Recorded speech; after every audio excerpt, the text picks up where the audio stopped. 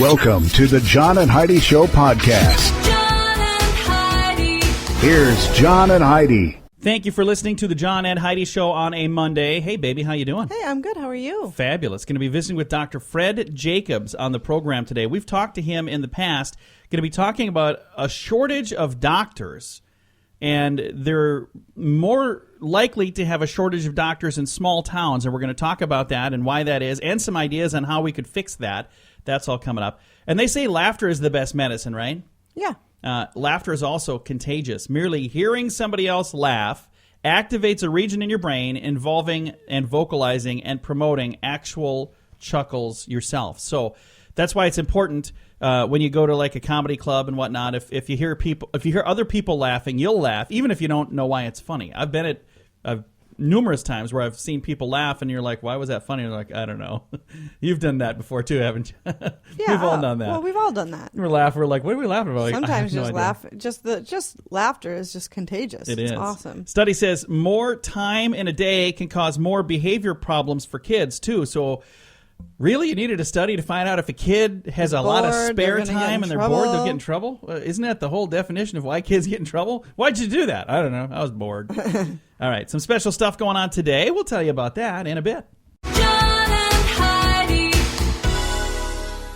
Today is a special day, Heidi. Do you know what today is? What is today, John? I thought you'd never ask. It's Monday, August the 8th. Hey, it's my sister's birthday today. Happy birthday, Jamie. Yesterday was my brother's birthday. Well, Happy son of a birthday, gun. Jason. Today is Earth Overshoot Day, which is called Ecological Debt Day.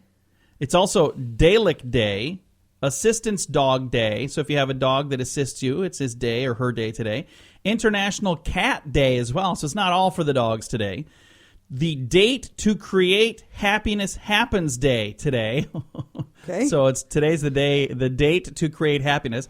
It's Odie Day. I love Odie. He's Garfield's little friend. Yeah, I know. Odie loves Garfield, but Garfield doesn't even like Odie. Right. That's not very nice. Today is also Sneak Some Zucchini Onto Your Neighbor's Porch Night. So if you got some zucchini. Okay. We had the opportunity, and it was our neighbor that brought some zucchini over. Yes, it was. And we did not take Sorry, my cell phone was ringing. We did not take them up on the zucchini because we didn't know exactly how to cook it. So I think we made it once, and I wasn't a huge fan. I don't know. So We just decided, you know what? Somebody else probably why probably they has a recipe. sneak it onto their neighbor's porch. I don't think anybody likes zucchini. Oh, I bet there's somebody that does. And you're going to get a call next. Thanks for listening to the John and Heidi Show. John and Heidi. Email marketing is affordable and a proven way to grow your business. If it's done right, you can stay in contact with your customers to let them know when you have new things to offer. You stay in control the whole time, too. You decide when the messages are sent, and you decide what is being said. So you're constantly in control of your business image. You can do this, but don't try it on your own. Team up with one of the biggest names in email marketing, Constant Contact. Sign up for a free trial right now at radiosavings.com. Sign up now at radiosavings.com.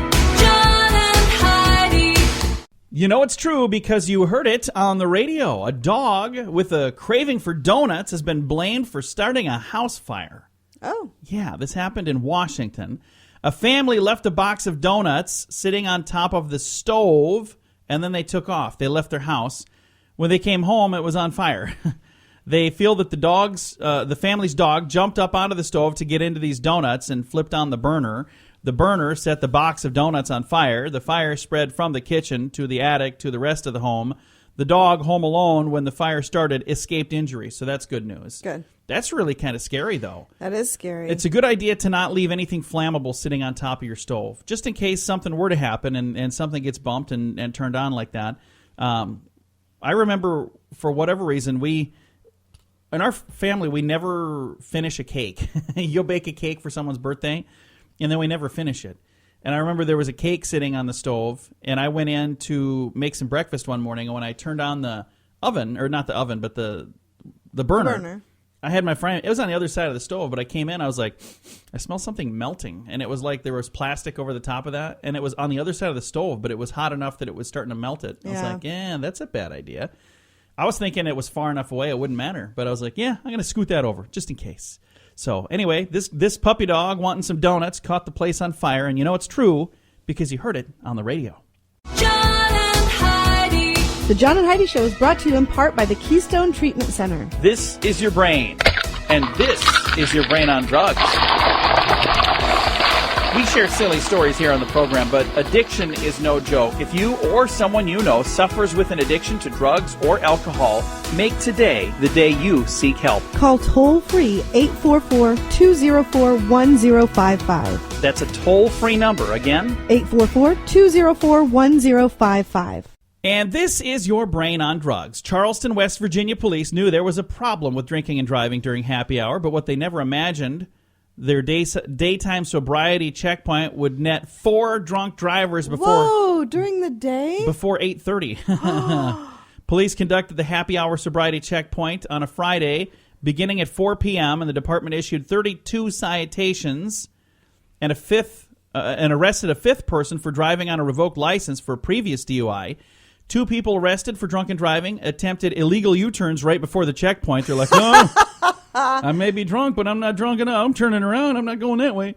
So they got arrested for that. And it says here they made their first drunken driving arrest at 4:20 p.m. Oh, my Yeah. gosh. This confirms their initial belief that there was a problem. This happened in Charleston, West Virginia. They say, we have an issue that we need to deal with. We just didn't realize that it was this big of an issue. So, kids, first of all, don't drink and drive. Don't do that. We have a great system. When we go out, my wife likes to drink. I always drive, so I don't drink. Right. I just won't do it because it's a bad, bad plan.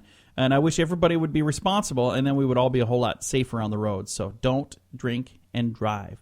Coming up, we've got your moment of da. John and Heidi.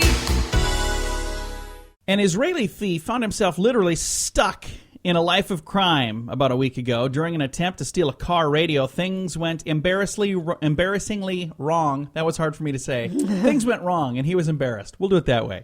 The thief was leaning through a car window in order to remove a stereo, but while doing so, he hit a button and closed the vehicle's electronic windows, thus trapping himself in. The car's owner, who was alerted when the crook started crying for help, had to rescue the thief, but not before waiting for the police to arrive. Oh, my gosh. Yeah, good luck, knucklehead.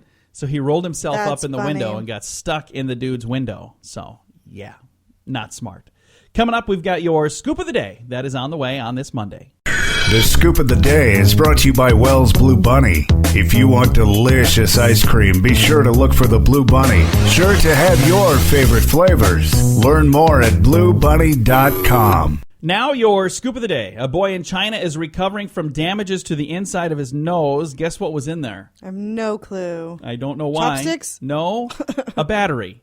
Yeah. Oh. He hid a battery from a watch up his nose for 6 months. The battery started to rust and corrode, causing Oh a my smell gosh. that forced the parents to take him into the doctor. That's when the 5-year-old found out that, or that's when they found out that the 5-year-old had this battery jammed up there. Oh, my gosh. It was from an Iron Man superfan hero toy. He decided to put the watch battery up his nose, and don't know why he chose to do that, but that would hurt. When I was a kid, my brother Joe, if he's listening, he's going to be really mad for me telling this. We went to the movies. Remember hot tamales? You could get those. Yeah. I don't know why we told him to do this, but we said, hey, stick this in your nose. He got it stuck in there. And we had to leave the movie. We were down in the bathroom of the movie trying to get this thing out. It was burning. His eyes are wide. I was like, oh, my nose. So finally he sneezed, and it was like, and ricocheted Poor off the floor. Joe. We were so mean to my little brother. Joe, I love you, buddy. I'm sorry.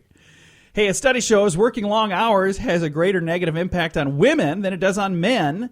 Makes them more likely to eat unhealthy foods and drink more coffee too. So, ladies, if you work long hours, apparently you were more likely to have bad food and drink coffee. Men do that anyway. I think that's why it doesn't matter. All right, 2 men carrying stolen computers and flat-screen TVs flagged down a German taxi to get their loot home. He helped load all the stuff. They got there. They were out in front of a law office at about 1 a.m. After collecting all their stuff, the driver also got a nice tip and drove them home, and then called the police, and they were arrested for stealing all this stuff. And I think we read that story like 2 months ago. I wasn't even going to say anything because you get mad at me if I I mention it. But Well, the look on your face. I think you're you over would rather just look like an idiot on the radio than No. have me say, I I think still we've look like already an done idiot. this. So Recent study concludes that everybody knows something that but it says nobody reads the lengthy terms of service policies on internet pages. No, Nobody that's reads true. them. No. And if you do read them, you don't understand them, and they're too long, and they don't make sense. Study made a point all too clear. Most of the 543 university students involved in the study didn't bother to read the terms of service before even signing up for the fake social networking site called Name Drop. Students believed it was real. Those who did glossed over important clauses I in the thought this terms was of service. fascinating. I read about this. I thought this was fascinating. One of them was to give up their firstborn. Another one says if they don't have one yet, you have until 2050 to give up your firstborn. Right. So, and they still said except. Yeah. So they proved the point pretty darn easily. All right, because of the Olympics and NBC working together, the officials there want swimming finals to air live in prime time. U.S. swim team will need to sleep during the day, so the team went to Rio with pillows and blankets and whatnot, and they're trying to get all this stuff worked out. It's a different time zone, and they're going, okay, how are we going to do this so we can watch it here? So I don't know. I've never been a big fan, so it doesn't matter to me when it's on. I'll change the channel anyway. So. Right. Recent reports show that a new billionaire is created in China every week. Oh, wow. They make everything in China, even billionaires. And if you think that eating a little bag of potato chips every day won't hurt you, think again. According to a British report, eating a bag of potato chips every day is like drinking 5 liters of cooking oil every year. Oh, my gosh. However, the snack food industry is disputing the claim. They say the study overestimates the oil content by basing the calculations on large bags of potato chips. And they're going, most of our bags are full of air anyway. So, you ever And get a nobody bag of- eats a large, well, I shouldn't say nobody. There are people who will sit down and eat a large bag of chips in one sitting, but. You ever notice that when you open a bag of chips, there's like 1/3 of the chips? Oh, yeah. In the Yeah. the whole top 2/3 is just air. And then the last thing that I thought was interesting, 1 out of every 10 photographs ever taken in human history were taken in the last year. So Oh, that's cool. in the last year, 10% of everything ever snapped on a photo was taken in the last year. Most of them That's are crazy. 12-year-old girls with a selfie and Yep. duck lips. So there you go. Thanks for listening to the John and Heidi Show. John and Heidi.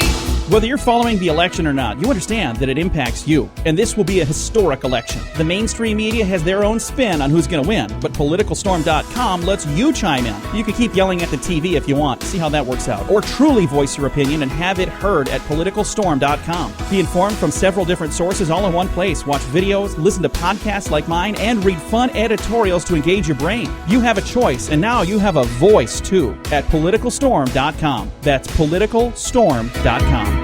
John and Heidi.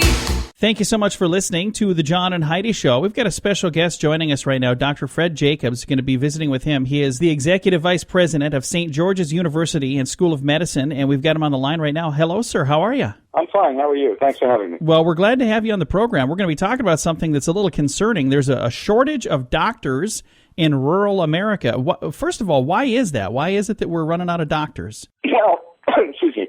There is a shortage of doctors, and it's getting worse.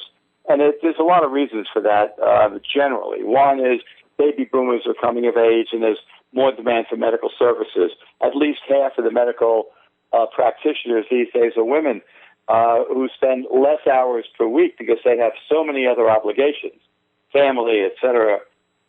There's that. 2, there's a certain number of doctors who've actually retired. The average age of the practicing medical community has gotten older.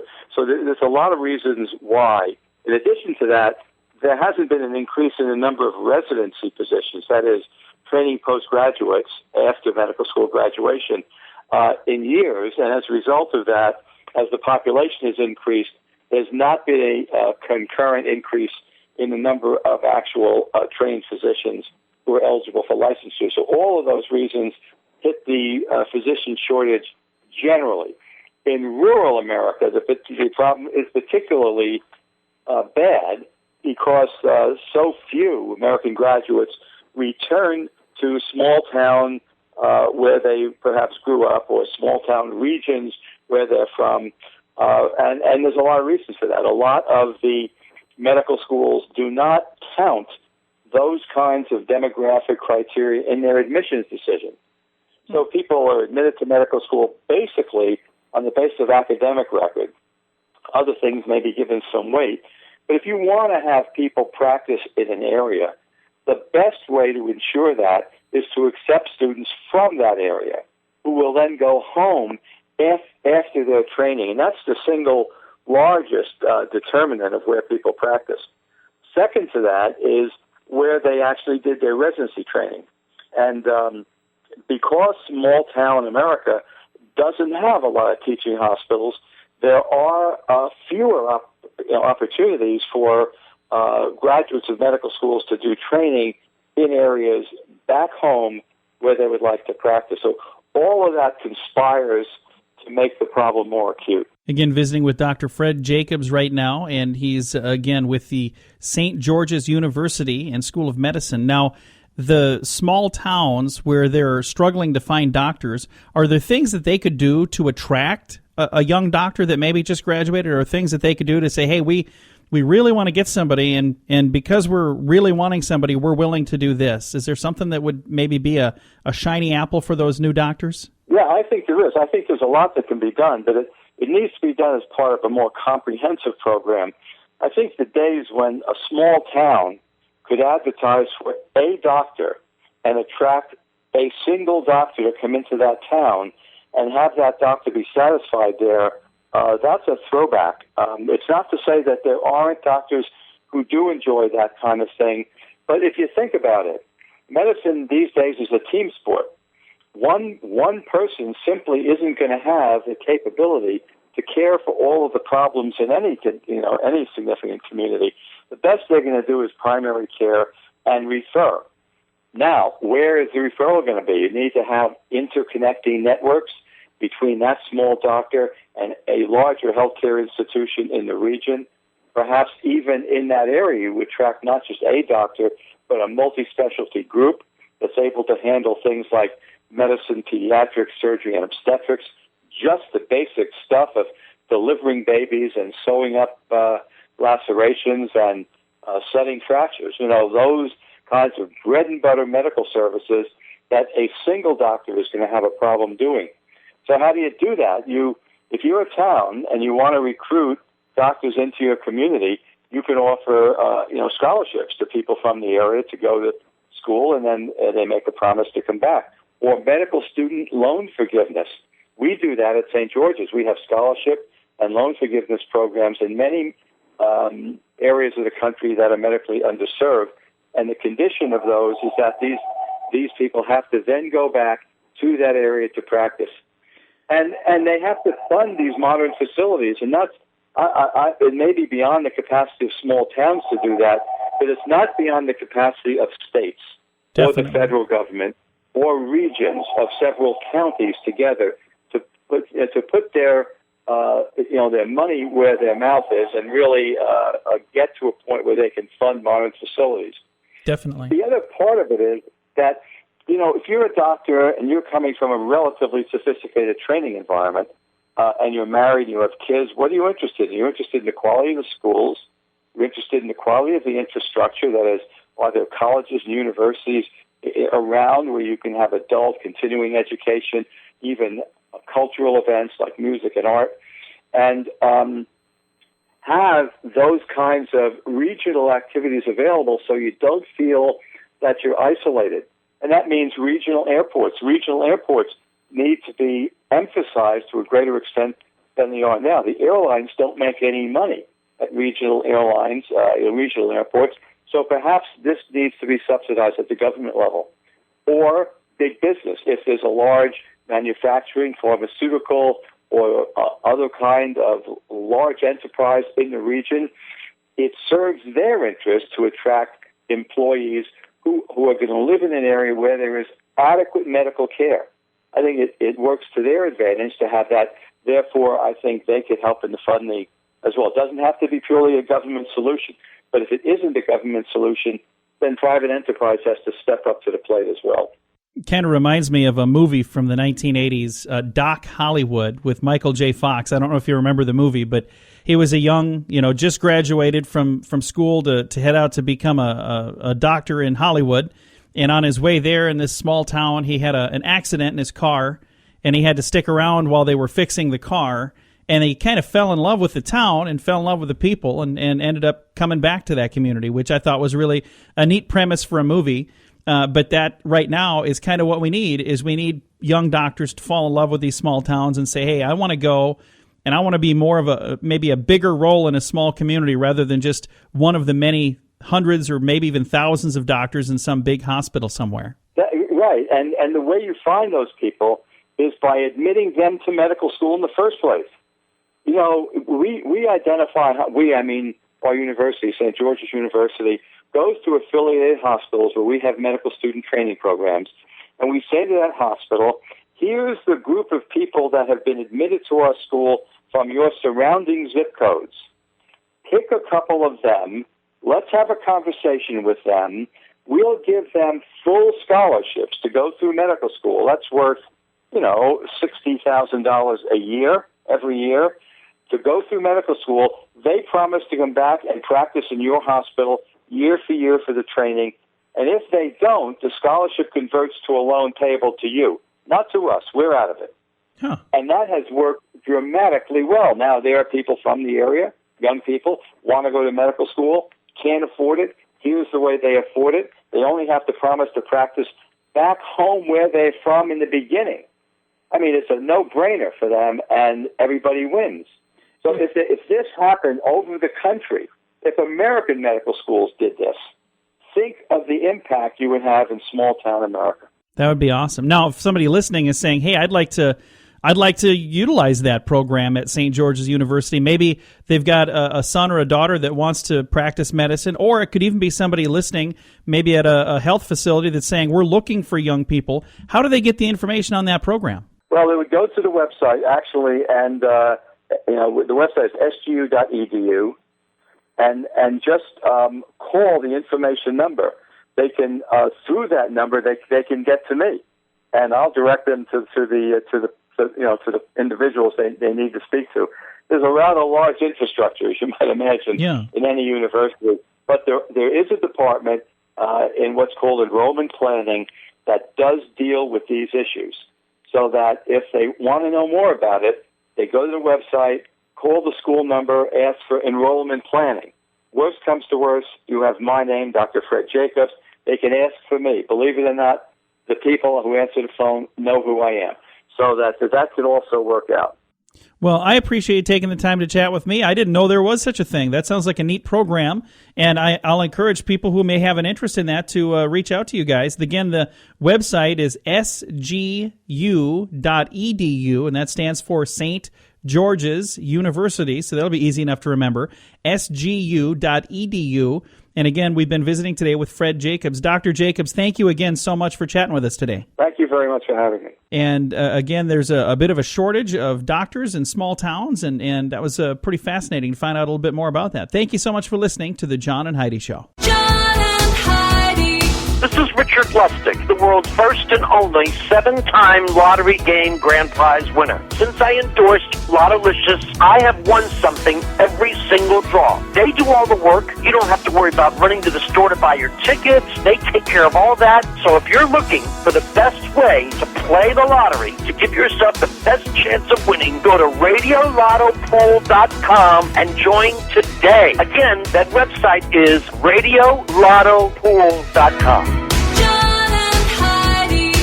Fun fact for you, Heidi. What's that, John? When Kleenex was first introduced to the market in 1924, it was marketed as a makeup remover. Really? Yeah. Fun fact for you, Heidi. What's that, John? When Scott Paper Company first started manufacturing toilet paper, they were too embarrassed to even put their name on the packaging. Really? Yeah, they're like, I can't believe we're selling this. Fun fact for you, Heidi. What's that, John? When Sony introduced the Walkman, it had different names in different countries. It was called the Soundabout in the U.S., the Stowaway in the U.K., and the Freestyle in Australia. Huh. So, and then they realized that, hey, we could just call it the Walkman everywhere. Fun fact for you, Heidi. What's that, John? When General Mills' Trix Rabbit made his debut in 1961, the line he said was, "I'm a rabbit, and rabbits are supposed to like carrots, but I hate carrots. I like Trix." That's a little wordy. Yeah, so then they just decided, silly rabbit, Trix are for kids was probably a little easier. And our final fun fact for you, Heidi. What's that, John? I'm trying to find here it is. In ancient Greece, the word idiot meant a private citizen or layman, so they were all idiots. We are all idiots if we're private citizens. There you go. Thanks for listening to the John and Heidi Show. John and Heidi.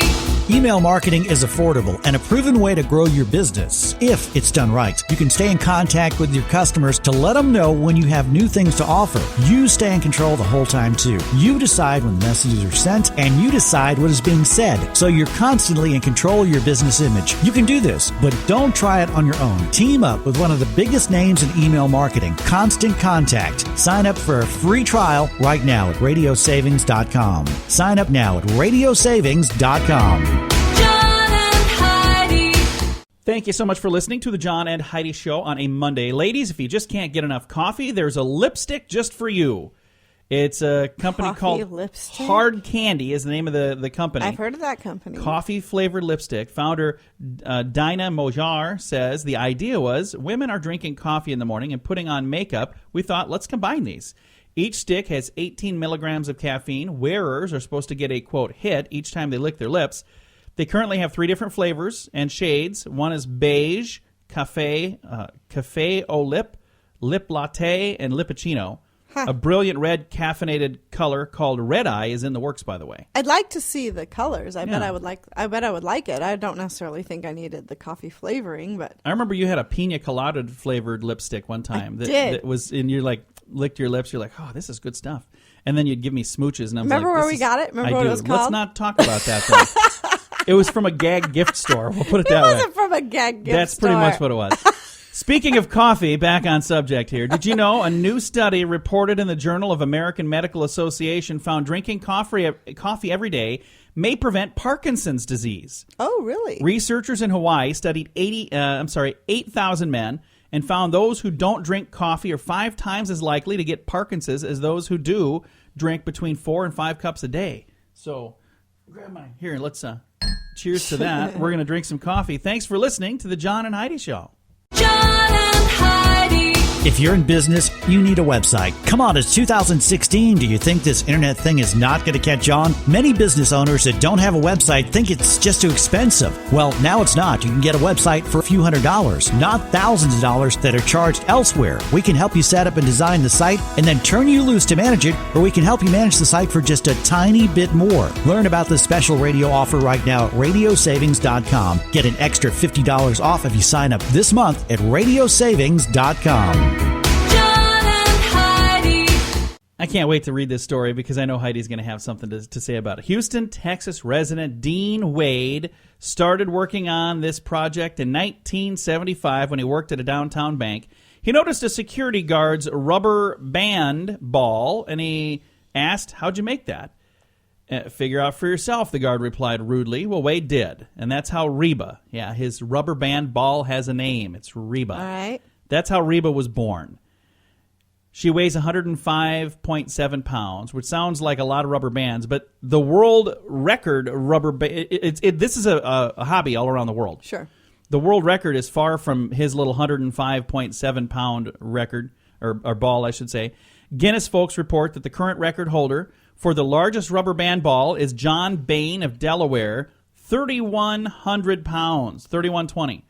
The 49-year-old said he won't stop growing Reba until she's the largest ball in the world. He's shooting for 10,000 pounds. He's only at 105.7 right now. He's got a ways to go. Yeah. He's retired now, lives at home with his mother on a fixed income, suffers from epileptic seizures, making it difficult to work. He says, I cannot afford to buy rubber bands like I used to, so now he relies on donations from friends and family.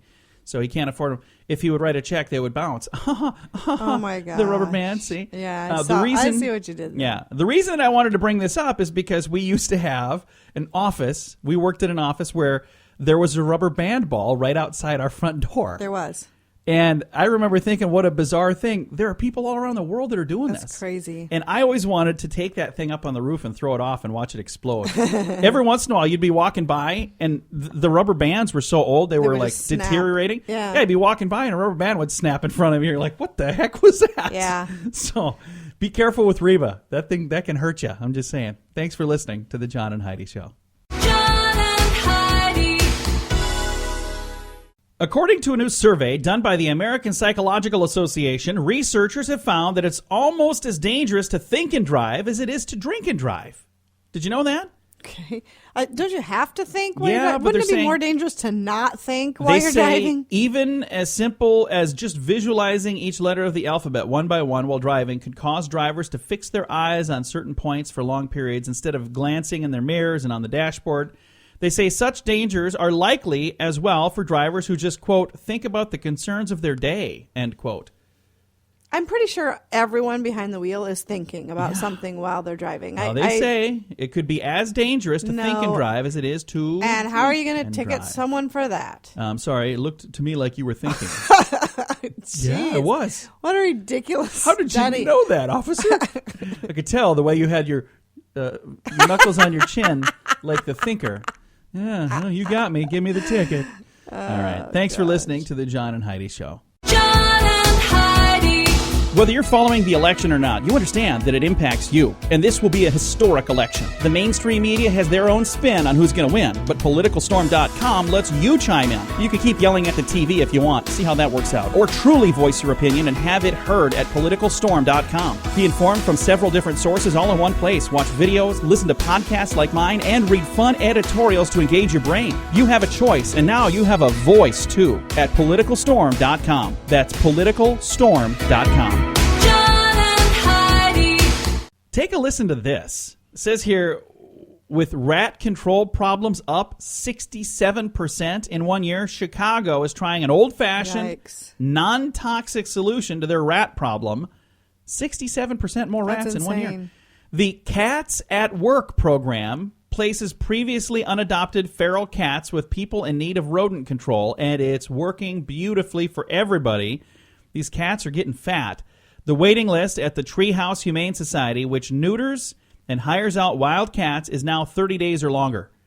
So for people who are saying, hey, we've got these cats, we can't get people to adopt them, they should connect with these guys and say, what can we do? Because they have a waiting list now for cats. Right, and there's cats everywhere that people don't want. There are a lot of places. I remember talking to, and it wasn't here, but I talked to a humane society where they were saying they would adopt like 2 or 3 dogs for every one cat.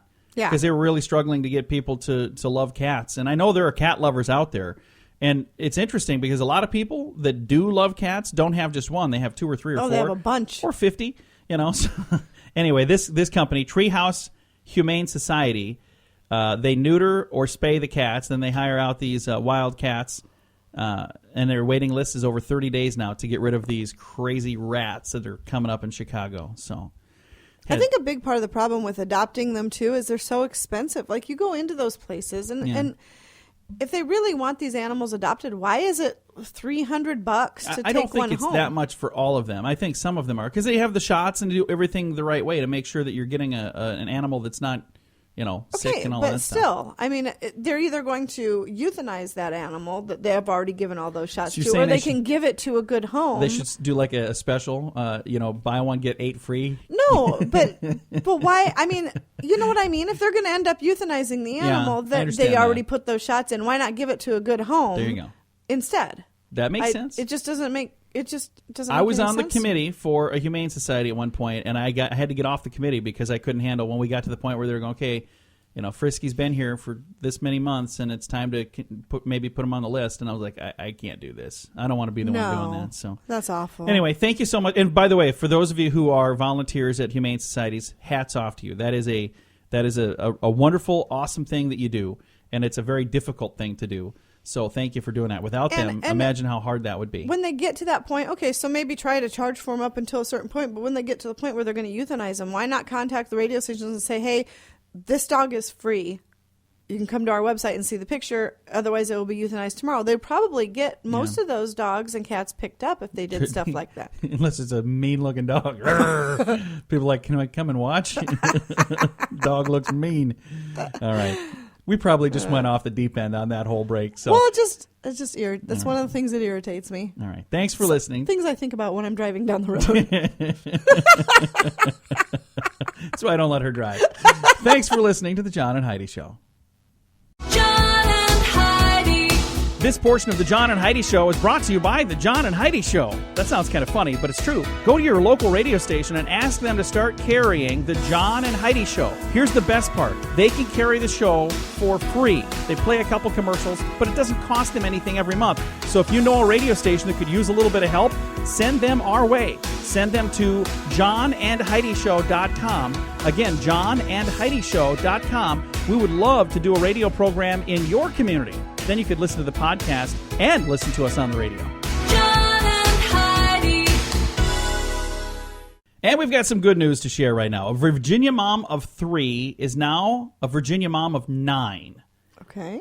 Honoring her friend's dying wish to adopt her 6 children. ABC Wow. News says Beth Latekamp died from breast cancer back in May at age 39, which is very sad. Prior to her death, Beth requested one final wish from her good friend Stephanie Cully. Can you raise 9 kids? Can you tell my babies, all of them, can you take my babies, rather, all of them, and keep them together? After praying and talking with her husband, Cully agreed, and last week, exactly 2 months after Beth's unfortunate death, the judge approved the adoption of the 6 kids, ranging in age from 2 to age 15. Wow. And I've got this entire story at facebook.com/John and Heidi Show. And you can actually, read it without all the stuttering and mumbling that I did through that story. That's quite a commitment. That is. And talk about friends. What an awesome friend that would be to step up and say, you know what, I'm going to do that. Yeah. But I think we would probably do that, for good friends of ours. Why wouldn't we do that? I think we would. So I think it's a great thing that she did it, and it's really cool that she did that. And it is a big commitment. It's a huge commitment. But Huge commitment and a huge expense. well, thank you so much for listening to the John and Heidi Show on a Monday. It's time to say goodbye, Heidi. Goodbye, Heidi. Goodbye, everybody. Have a great day. Thank you so much for tuning in. We appreciate you joining us. Be sure to join us again tomorrow. We have Tuesdays with Charlie, which I always look forward to. So we'll have some fun chatting with Heidi's daddy tomorrow on a Tuesday edition of the John and Heidi Show.